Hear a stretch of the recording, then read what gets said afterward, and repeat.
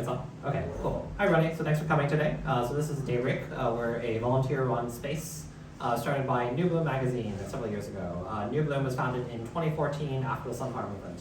And so we try to do talks, discussions, panel events, create a space for discussions in this today. And yeah, it's a volunteer-run effort. So if you'd like to buy a drink or help contribute, please let us know. And I'll just let Yvonne take it away. Thank you, Brian. Okay, so nice to see some familiar faces along with some new faces.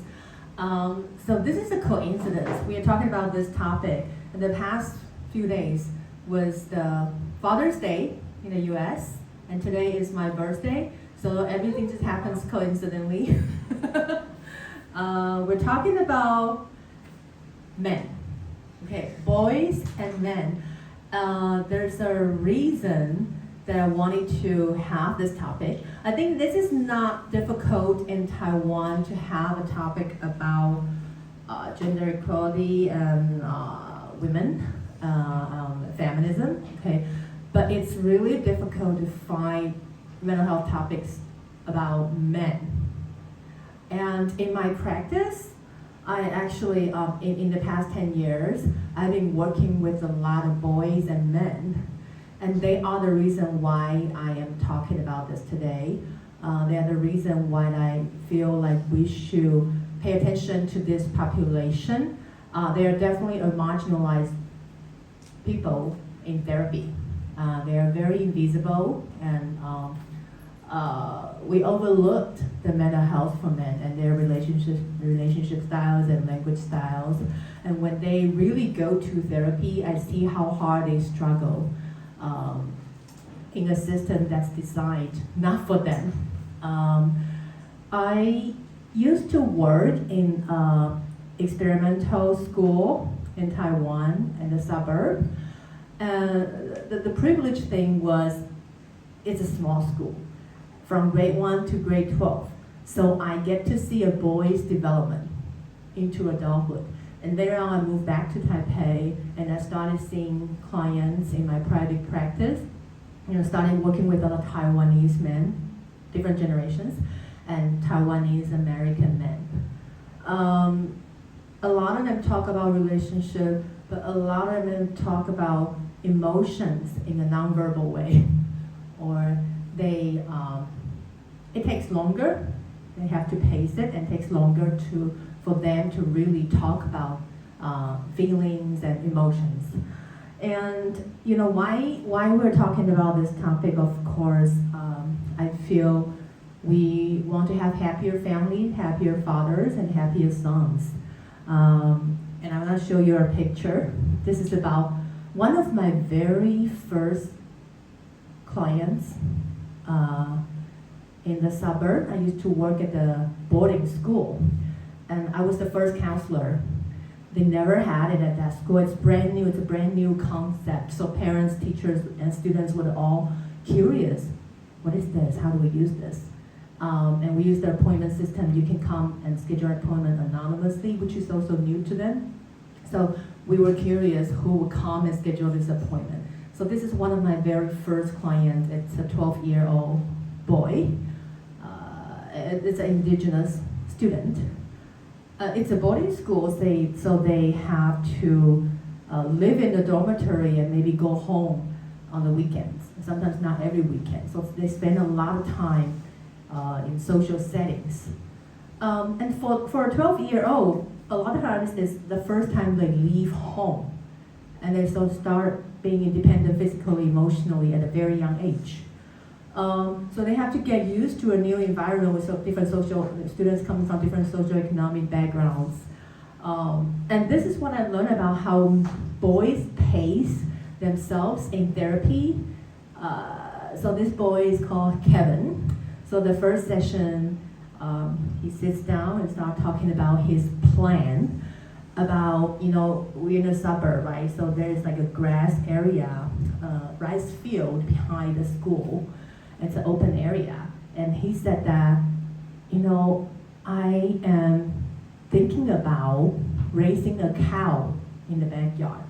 And then we can go feed him during breaks and after school. So he started talking about this. And he said, I'm gonna go home and talk to my dad and see if it's possible. So that's his first session. He's pretty calm talking about this, and I think, wow, this is very cute what they talk about in the first session. And the second session, he comes back and tells me, oh, sorry, my parents said no, I cannot have a cow. But we are switching our plan to like 公鸡，我们要养一只鸡. And that's more doable. So he starts talking about, okay, how do we get this chicken, and then, how do we prevent it from making too much noise, things like that. And the third session, he comes back. What I learned about working with boys is that usually the first thing they talk about is not what they really want to talk about. So I would tell myself, just wait. So the third session, he's quieter. Well, he still talk about his plans.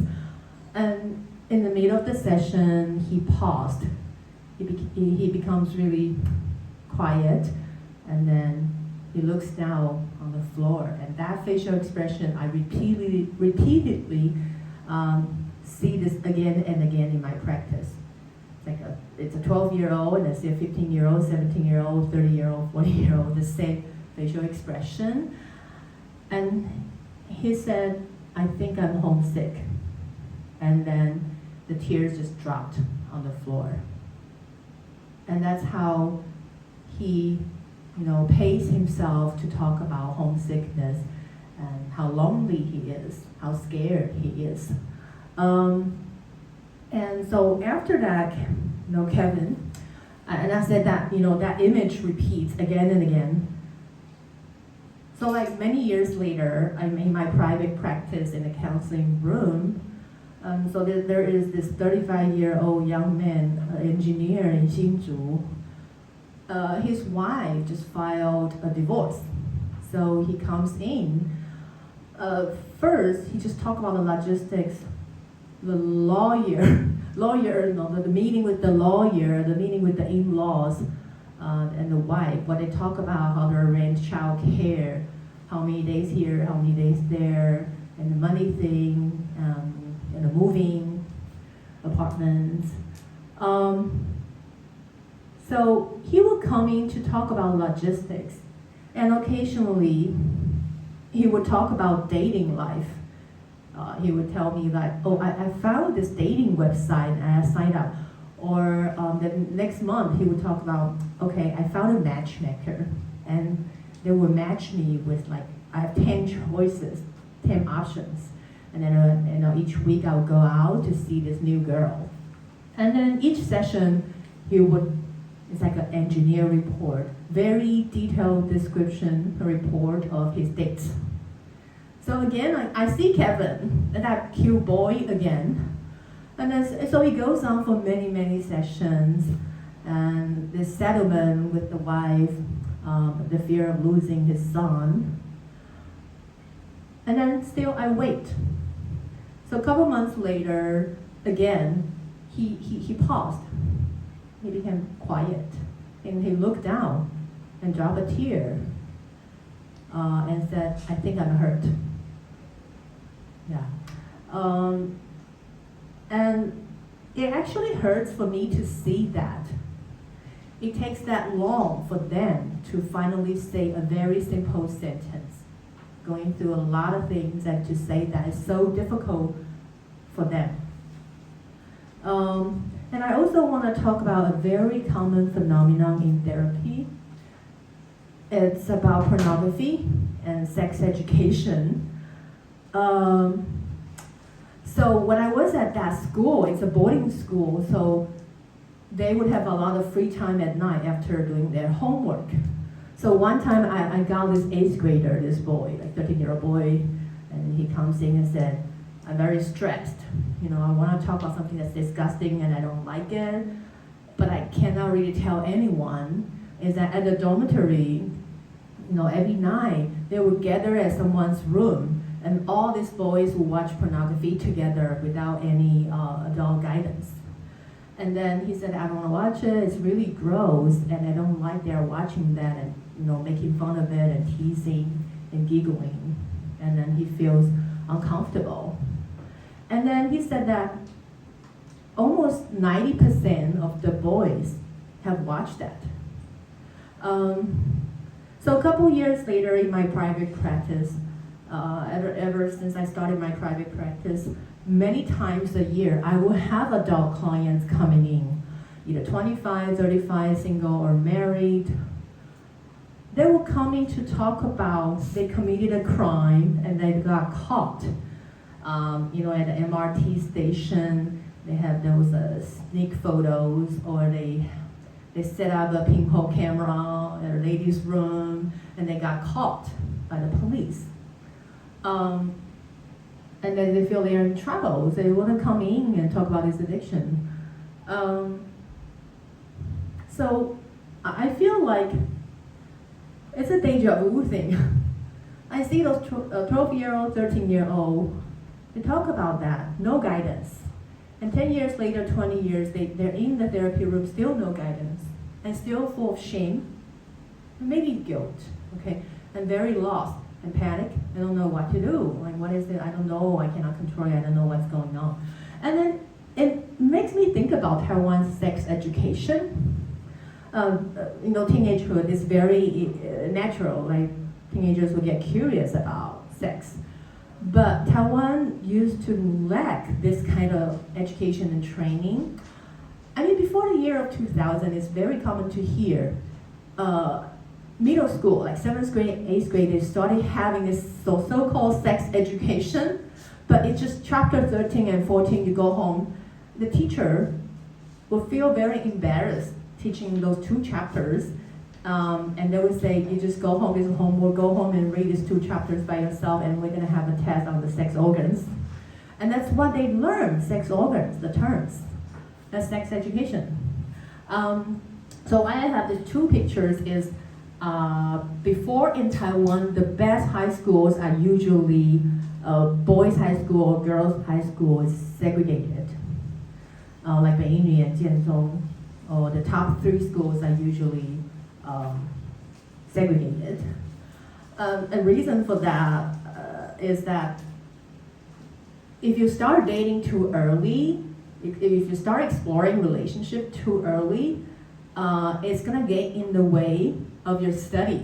You cannot concentrate. Okay, you're gonna get distracted and your grades are gonna drop. So in order for you to get into a good college, okay, no one is supposed to get into a relationship or start dating. So I remember I went to one of them. So my high school, 3,000 girls, no boys. So I spent 3 years feeling it's normal just to change. Before PE class, I just changed my clothes on my seat, and I feel, oh, this is so normal. And restroom is just one gender. It's convenient, but at the same time, it takes away something. The opportunity for us to learn about the opposite sex, about relationships. That's natural in the world, in society. And I remember, only maybe once a year, twice a year, these boys' schools students, they get to enter our school, and they have to show their ID, okay? Document their ID at the security office. 2 occasions, graduation, or 运动会, I don't know how to call that. Okay, once a year you have sports day, right? They get coming. And that's it. That's all the chances we get to see boys.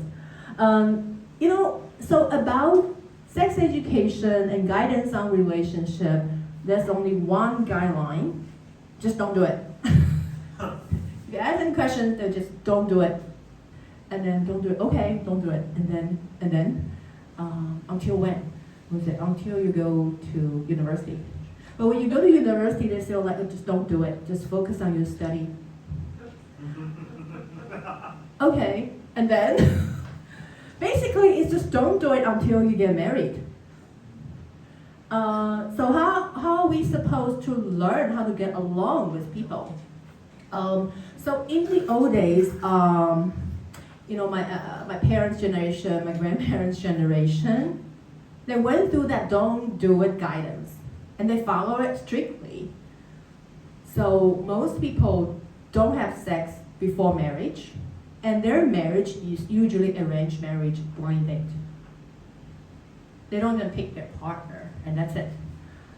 How are they supposed to teach their children about relationship, how to sustain a relationship, how to manage relationships? It's nothing. So basically, our parents' generations, they received zero guidance on relationship and sex education. So like TV commercials, if there's a commercial about tampons, fathers would switch the channels in front of the daughters, feeling embarrassed. So even till now, up till this week, I still have clients in their 30s, either men or women, struggling with their sex life with their partners. They feel dirty, they feel impure, they feel a lot of shame. So because of this upbringing, they associate sex and body with shame. They feel they don't like their body, they don't like their breath, and they don't like how they look. So it's that. But you know what, it's especially lonely for boys to go through this struggle. So it's a very regular thing. I have clients, like men coming in, struggling with pornography. It's a serious matter and very common, but they have no one to talk to. No one. Because everybody's gonna shame them. Everybody's gonna judge them. And what's wrong with you? Just quit. Just don't do it. Again, don't do it. So I want to talk about the cultural fit, boys and the Taiwanese education system.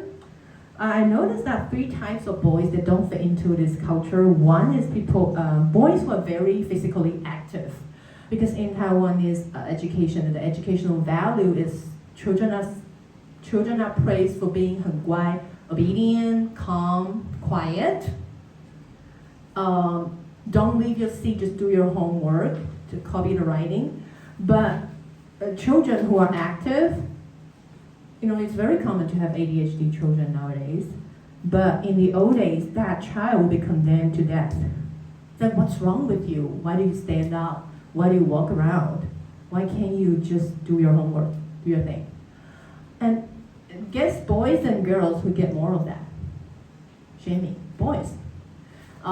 Because in primary school, in Taiwan, academically, girls perform better than boys. Because Taiwanese system is more emphasizing on memorizing and doing like detailed things like copying, writing, and girls do better at that. And boys, except for the break time and the PE classes, they don't get to release their energy. And in the old days, special educations were not that accessible or common. So a lot of boys grew up being misunderstood and shamed. And the second type of boy, it's not a good fit, is there are some boys, they need to see the logic behind things. They need to ask why and get the answer. And this type of boys, they get into a lot of trouble in school because we used to have 教官, the disciplinary advisor or director.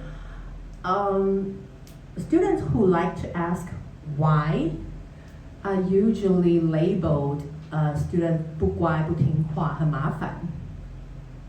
They are trouble, like they just don't listen, they have problem listening. These are the bad kids.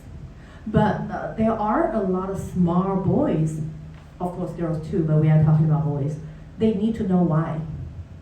But they don't get a chance to get that answer. They're often put into this disciplinary action and physically punished. That's how they grow up.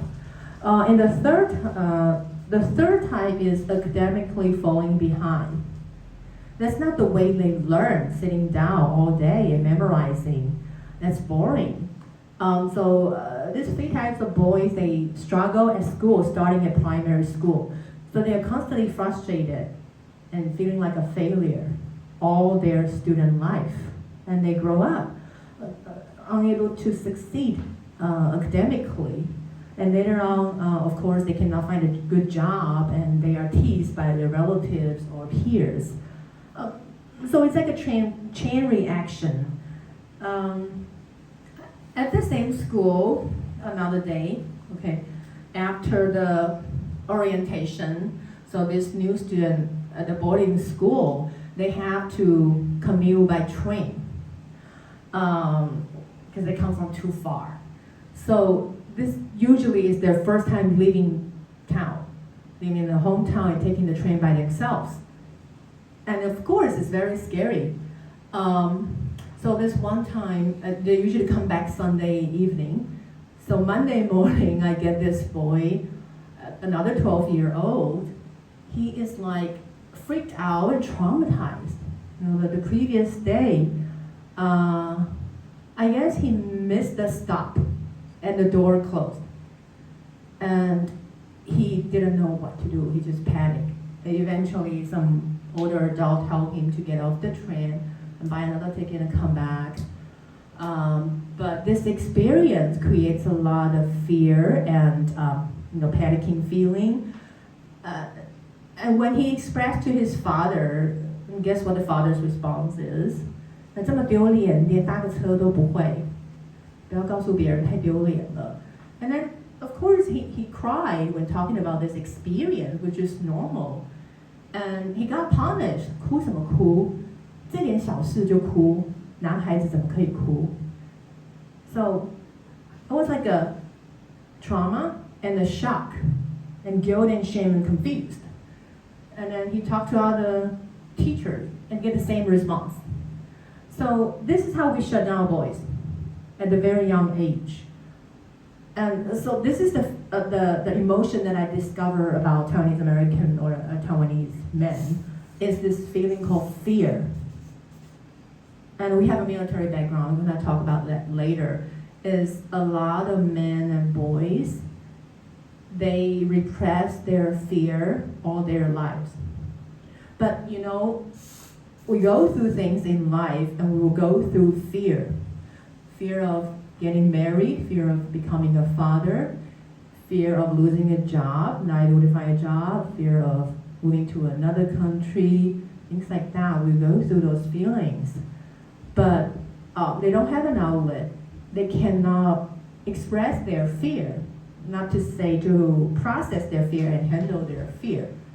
And their fear would turn into anger and other emotions and behaviors. And sometimes they will get into relational trouble, legal trouble.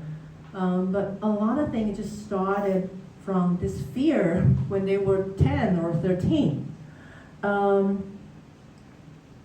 So emotional shaming when they're trying to express their vulnerability. I think this is really unfair to them when they come into therapy. It's very normal to talk about your feelings, your vulnerability, your weaknesses, okay, and it's the negative feelings, okay? It's okay to talk about that in therapy, but for them it's a cognitive dissonance. That's not the teaching and discipline they received growing up. It's the opposite. So they come in feeling confused and not knowing what to do. They're often cut off and detached from their feelings. They don't know where to start. And they will start with logistics and logic and rational things, okay? I want to fix the problem. It's not that they don't have feelings and emotions. No one has guided them how to do that, how to talk about it and normalize that for them. A lot of our father's generation, if you notice, like older Taiwanese men, it's a generational phenomenon. A lot of them has Asperger traits, like no eye contact, no empathy, very insensitive to people's feelings, inconsiderate, don't know how to connect with people on the emotional level, very rigid. So, and a lot of them, the coping mechanism become analytical. So this is their strength, their strong suit is be very analytical, everything in their life. And usually they can get by. So with the Taiwan academic life educational system, you're analytical, you can benefit from that. You get through schools, no problem, get an education and maybe you get a job, no problem. No one will discover that. No one will discover you're emotionless.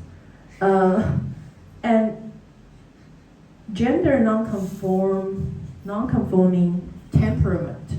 Okay, so this is the thing. It's not like that anymore. But before, in the parents' generation, boys were not allowed to have non-gender conforming temperament, meaning they were expected to be strong, emotionless, poised, fearless, and they are supposed to play with certain toys. Even in the playground, they were segregated. Boys play boys game, girls play girls game. It was very, very common. So a lot of boys, they are sensitive, they are emotional, they're empathetic, and they want to talk, they want to explore the emotional world, were shamed during that time. They were seen as the weirdos. How come you are so weak? They were not understood. But the funny thing is, after year 2000, Taiwan has this K-pop thing, right? All of a sudden, all the guys need to be sensitive and gentle and caring and then full of emotions and can cry. This is really weird. If you grew up in this country, you're like, what's going on? So standards can change overnight. And fathers raise daughters and sons very differently. You can see that on the street. It's very common, so this is a comic joke, right? The dad would treat the daughters like a princess, but sons like in the military. So the father would say, 哦，小公主，你未来想做什么呢？然后女儿就说，我不要，我只想要永远在爸爸身边。And the wife comes in， 老公啊，别光陪姐姐玩，弟弟在哭了，你去哄哄吧。爸爸就说，哦。然后他进去房间就说，男孩子哭什么哭？你满周岁就给我去找工作。Well, of course, it's a joke, okay? But it's not really a joke. Fathers treat daughters and sons differently. I know this now. In each generation, it's a phenomenon. It's very interesting. As I want to talk about the military experience because nowadays, men, they serve military terms maybe about 4 months. It's not long. But before it was 3 years and it changed to 2 years. 3 years for a long time. Many, many years. So all our parents, all our fathers served in the military. And not to say after 1949 we had a wave of immigrants from mainland China. All these male soldiers, a lot of men, they were soldiers in the military and migrated to Taiwan and they started a family. And why that would matter because, right now in Taiwan, if you read the news, the suicide rate in the military and the police force are very, very high. It's a serious issue, suicide. And, I had a project, someone approached me to design some mental health courses, stress management courses for the military. And the commander looked at that project and said, this is like a humiliation. Why do we need this? Why do we need this? And if you think about it, mental health and therapy is sometimes the opposite concept of the military philosophy. In the military, you don't show your weaknesses, you don't show your emotions. You focus on winning and surviving. You just have to be tough and brave. But in therapy, it's the opposite. And for them to show their vulnerability is a very strange thing. They don't want to talk about that, and they don't think they need it because you're supposed to have it. If you're a soldier, you're supposed to have it. 为什么不会 stress management? 你应该要有了。你在当兵，你就应该要 manage your own stress. It's a responsibility. So I have clients coming in and said that I'm having anxiety and depression symptoms, but he went to the military counselor. In the military, they have this role called 辅导长. or some other terms, meaning a counselor, a guidance counselor kind of role. You can go talk about about life and your mental health. And I asked him how was that experience. He said I only went for one time and it was not effective, so I quit. And I said, what happened? And he said that because they just want to assess if I'm lying about my depression, so 我不用当兵. They think I'm lying to get out of the system. So it's like an assessment for 长官. It's not really for the client. And so they don't have any resources. So think about it, it's a very isolated, Taiwanese military is very authoritarian, they have great power. In the name of national security, a lot of things happen in there.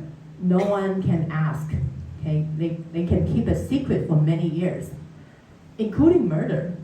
No one gets to know what happened. So their bullying and abuse and sexual assault, very, very common. And there will be a lot of trauma for men there. But it's like a taboo thing, a political thing. We're not allowed to ask too much about that, and they don't have the obligation to explain to anyone or to report to anyone. So military service can be a trauma for a lot of Taiwanese men. But now you would say, okay, we don't really have a military.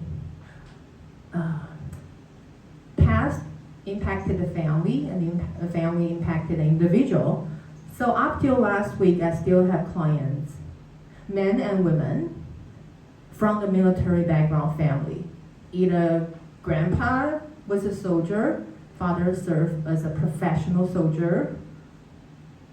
They all reported the same thing, father being emotionless, grandpa being emotionless, very serious, no humor, no sense of humor, very strict, and no emotional connection, no fun activities on the weekend, but they work really hard. And very good discipline, moral teaching, but it's just a lot of stress on the children. And it's the same thing for the boys, not allowed to be afraid, not allowed to cry. Even for the girls, the same thing.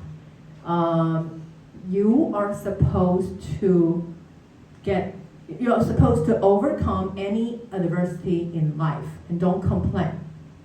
But a lot of these children, because of the military background, the parents might move to reside in other countries. The children will grow up in another country, going to international schools like that, or their local public schools.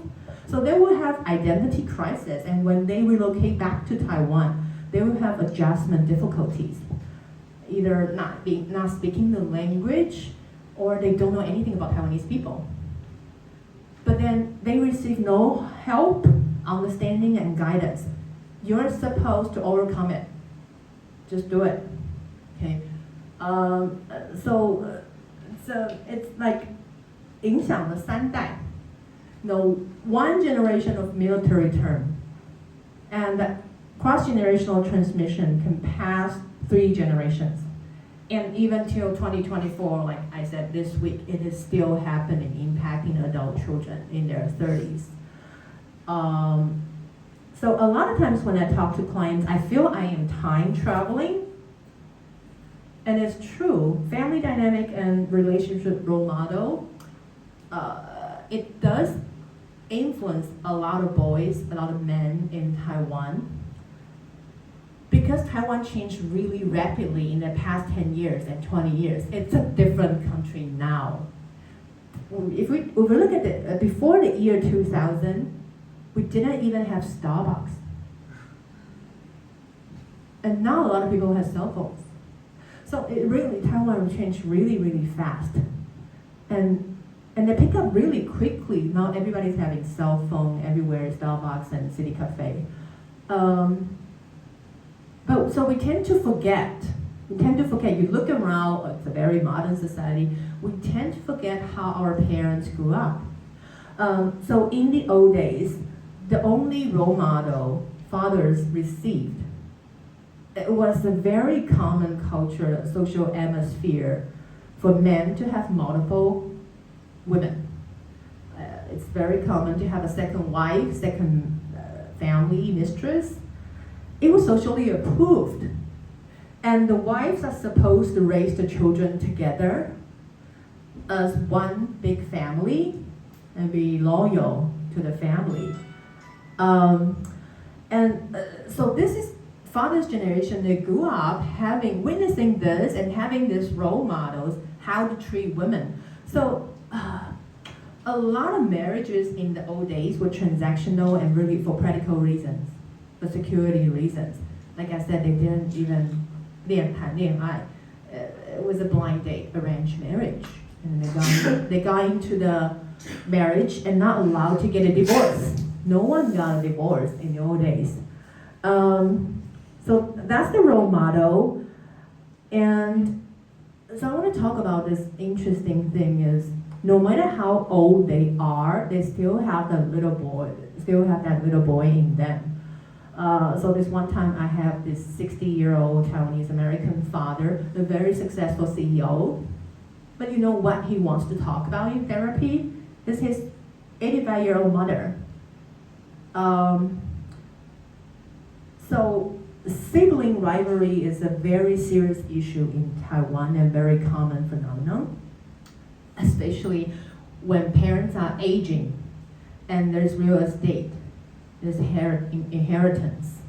Okay, so we will see this problems arise from having big families and this kind of parenting and power inequality. So usually they will come in, talk about logistics, talk about incidents.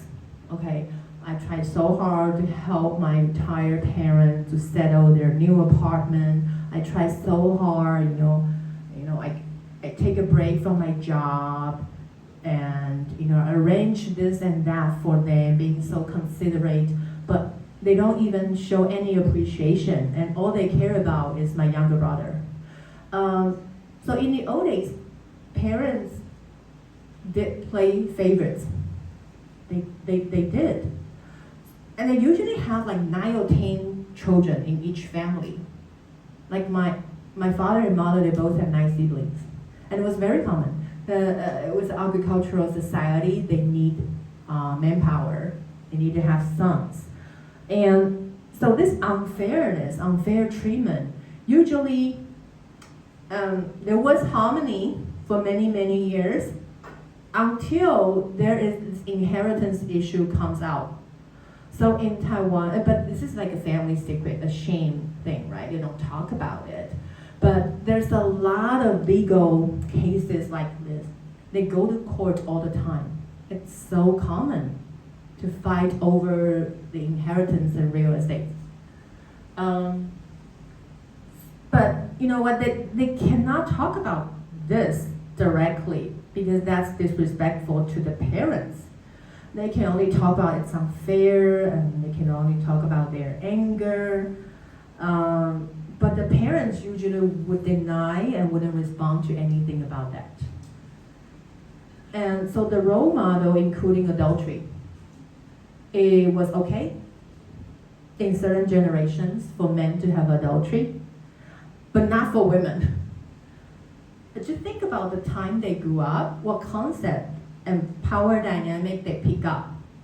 And they have to start their own family, and they have to manage a relationship on their own. They have to relearn how to have sex. They have to relearn how to respect women. And how do they learn if their only role model was like that? The only son. In the old days, it was very important for families to have sons, right? So usually they will have many, many daughters, and finally there's a son. Oh, this son is privileged because all the resources are going to go to that son. But it's not necessarily a good thing because a lot of them feel so pressured. I'm going to take over the family business. My older sister sacrificed her education so I can go to college. And I cannot fail. I have to succeed. That cannot fail mentality, they carry that to the United States. So very rare in the old days. Oh, now you just travel back and forth, right? But 30 years ago, if they immigrated to the U.S., no one returned because it was a shame. What's wrong? What's the problem? 为什么 failed? 为什么回来了? So a lot of them are sons. They cannot fail. And their business, Taiwan economy really changed. In the old days, the way they did business was successful, and during the economic boom, it was easy to make money. But when they pass on the family business to the son, usually the oldest son, the time is different. They struggle, and a lot of factories who move to Southeast Asia and China, they cannot make money anymore. So they might fail the family business, and thinking they are a failure. And they were not allowed to have a second option, like pick an industry, pick your own career. No, it's like you were born with this responsibility and identity. I have to take over the legacy, family legacy. So a lot of them didn't explore their real interest or hobbies in school. They pick a major that can help the family business the most. And not to say they explore art and design and sports, because a lot of them might be interested in that. But in the old days, it was very practical. The majors was supposed to be very practical. So think about the father's generation. They pick a name, they didn't even want to go to college to begin with, and they pick a major they didn't like. It could be engineering, the doctor, or law. And then they marry someone they don't like just because their mother liked that woman. It happens so often. That's their life. And do you think that's a happy life? That you don't? Are you living out your true self? Or do you have to repress certain things in order to move on? And that explains a lot of fathers' silence. They don't talk about things. They don't talk about emotions, and I'm not talking about anything. Their life was decided, and the expectation was there the day they were born. So it's a difficult environment, not very supportive and urging for fathers to grow up. And they had to succeed. They cannot fail. Just imagine that pressure. So a lot of them have a lot on their shoulders. And then when they move to the US, they have to raise their children who were born in the US. And it's a totally different language, different system, different culture. And they have to quickly adapt to that and learn how to be a father on a foreign land. Oh, it's really amazing how they did that. I'm going to show the next picture. So a lot of dads, they don't have the experience of growing up in the United States as an Asian boy. It's really difficult for them to comprehend what that is like. Okay, they cannot imagine how they grew up in Taiwan. Okay, if you remember the school system, the military system, the social expectation, the adulthood role model, the relationship role model, it was like that. And all of a sudden, it's a completely different setting, different upbringing. And a lot of Asian boys, they grew up in the US, they had to face this microaggression and discrimination all their lives. And boys suffer more than girls a lot of times because of their height and physical appearance. So they are really made fun of in school because of that, how they look and how tall they are. But girls might not get the same treatment like that. It is something else, okay? So as you can imagine, you have an emotionless father, and when you go to school, you are discriminated against your physical appearance. How are you supposed to grow your confidence and self-esteem and your self-concept, a sense of self-worth? In the old days, father's generation, the sense of self-worth is related to conditional love. It's very interesting because they usually rewarded them with material possessions and money. So a lot of guys would say, when I ask them to recall the memory with their father, they would struggle. And they would say that, I have a problem remembering any memory that's not involved with money or material things. And I feel like all my memories with my dad is always about me asking him for something. Buying me a car, buying me a computer, buying me a sound card. And they carry over to adulthood, in their 30s and 40s. Usually, especially, the wealthy family and second generation and own a family business.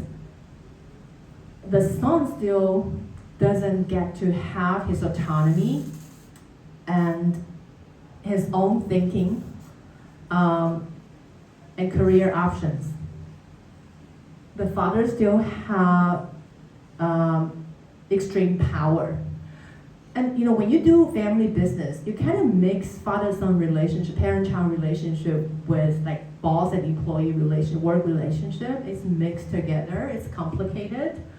But again, they have this pressure. They cannot fail family business and family legacy in a culture that they're not familiar with, in a language they're not familiar with, a network not familiar with.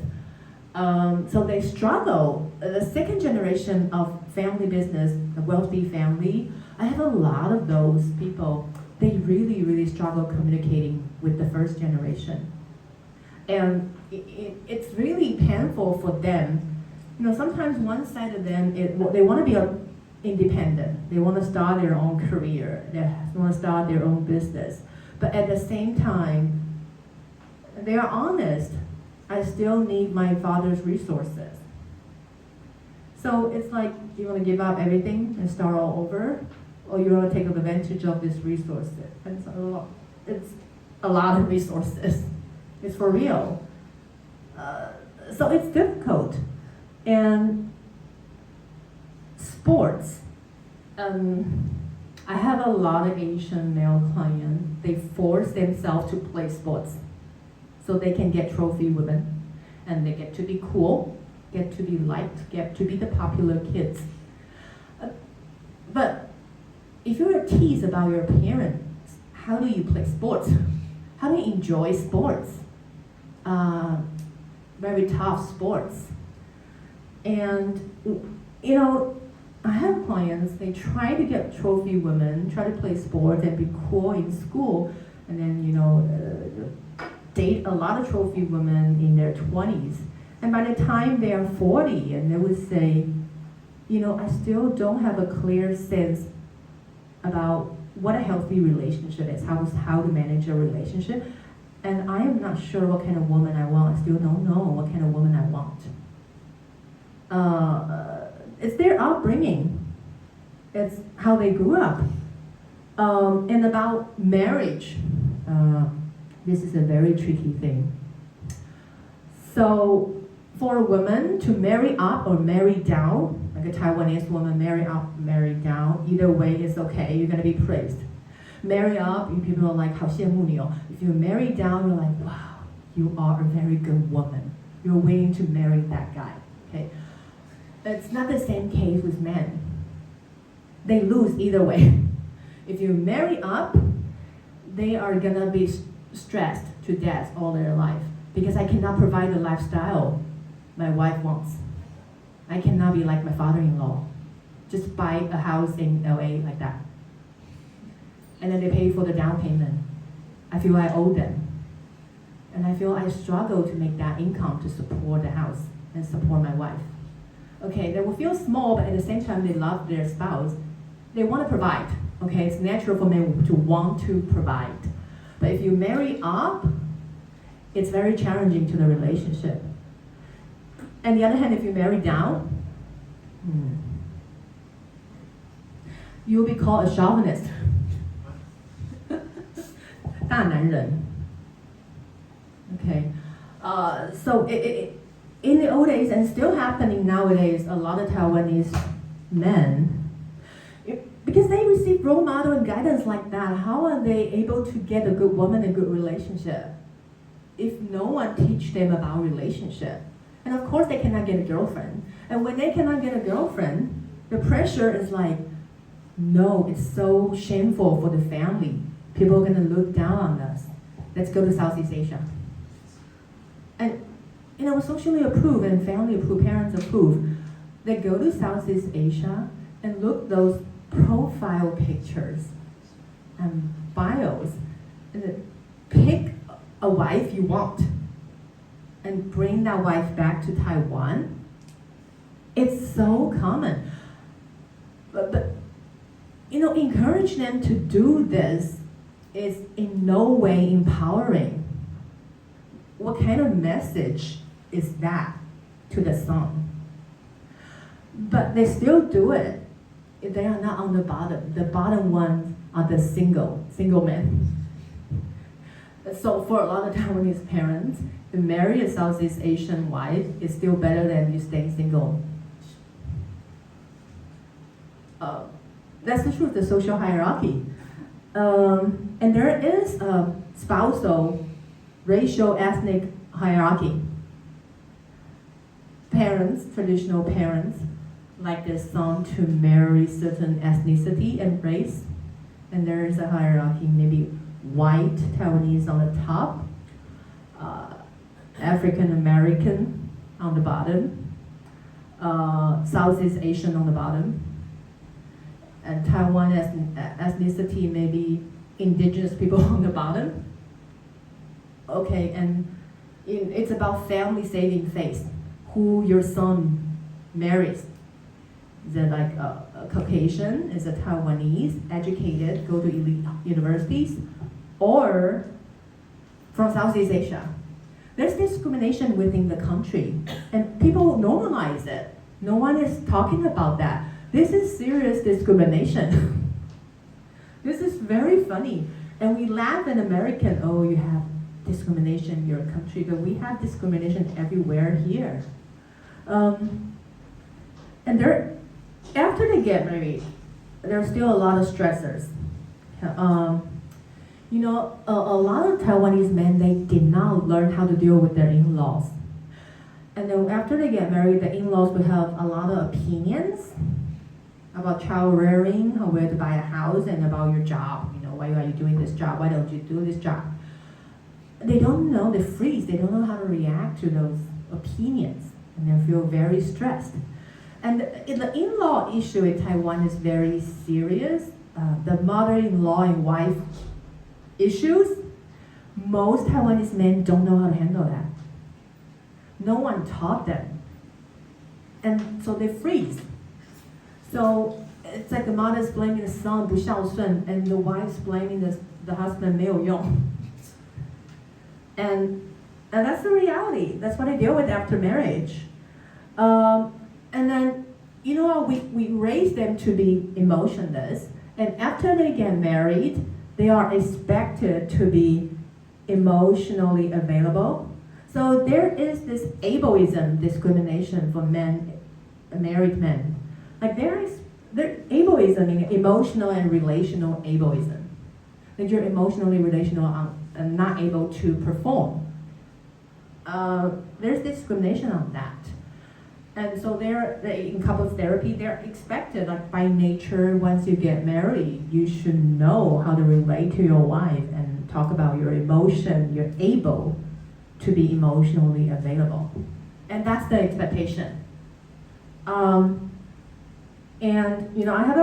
have a client, just like many other clients.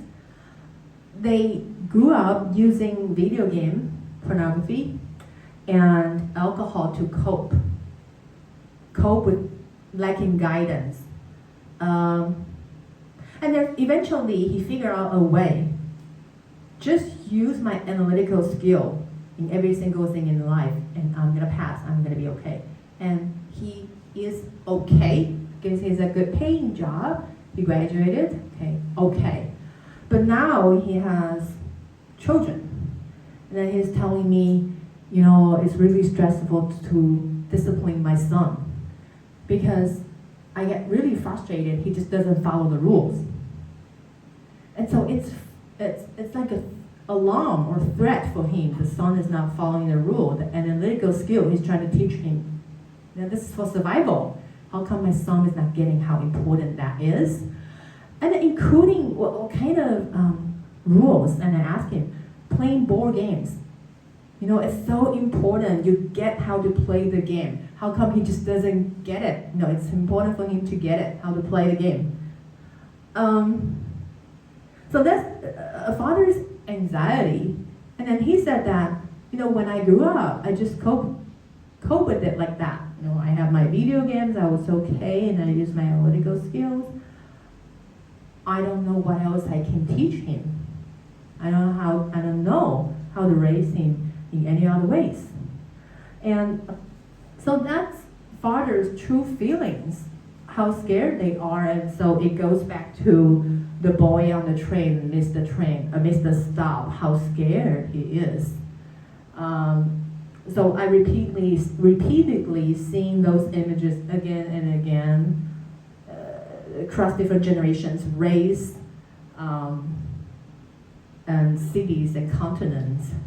It's really similar and it's really sad. And so the last picture I want to show is emotional equity.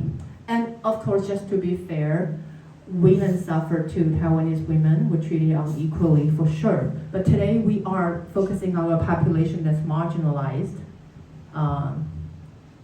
in this.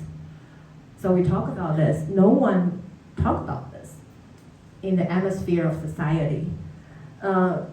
But I still feel it's important that we look at the inherited sin of Taiwanese men. Inherited sin meaning that, you know, before, you know, because of what their grandparents and father's generation, what men did, they kind of inherited that hatred. Like society hate men, or society look down on men, the society like dislike Asian men or Taiwanese men, and inherited that sin. But at the same time, they're still lacking guidance, even in 2024. Not every boy is getting that guidance now. And it's really unfair. You raise them to be emotionless, not to show their vulnerability, but now all of a sudden you expect them to be emotionally available and to be empathetic, to be gentle. So I think about Kevin a lot of times. Kevin is in college now. He's going to be a firefighter. And I know he's going to be a firefighter with a lot of self-acceptance, emotion acceptance. So it's okay. He get to have a firefighter job, but he accepts who he is and his own emotion, his vulnerability.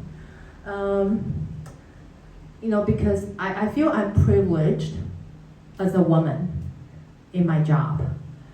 And so I have to pay attention, I have to be careful with that power dynamic. Because of my upbringing, education, and my gender, I have some privileges when facing male clients. And I have to be careful about that. A lot of time I have to be patient.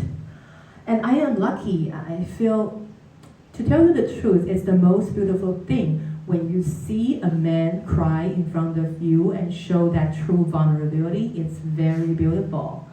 And I get to see what their wives don't see.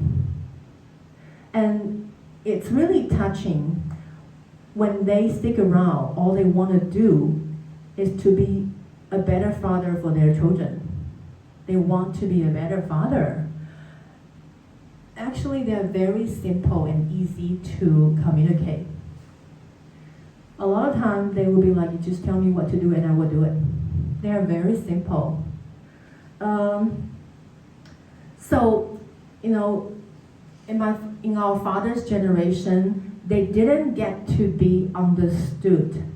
But I hoped for the next generation, all the boys can be raised by humanity, and that's the purpose of this talk. Okay, thank you.